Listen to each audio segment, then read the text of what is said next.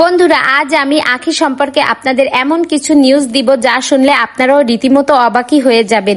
সকলেই আখির আইডিতে একটাই কমেন্ট, বিয়ের পর আখি কোথায় থাকবে, বাবা মায়ের সঙ্গে থাকবে না অন্য কোথাও থাকবে? হ্যাঁ বন্ধুরা, এই সব কিছুর উত্তর দেব এখন এই ভিডিওতে। আখির হাতের এই যে ফুলগুলো দেখতে পাচ্ছেন, এটা কিন্তু আখির হবু হাজবেন্ডের দেওয়া।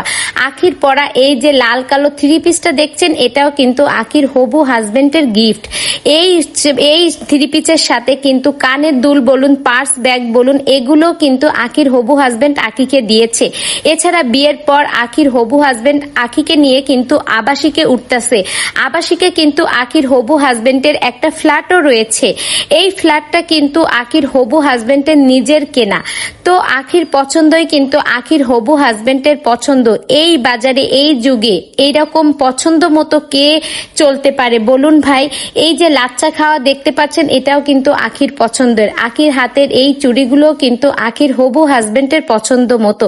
সবকিছুই কিন্তু আখির পছন্দ মতোই হচ্ছে। অনেকে বলে না যে অনেক দুঃখের পর একদিন সুখ এসে দরজার কড়া নাড়ায়, আখির অবস্থাও কিন্তু তেমনই হয়েছে।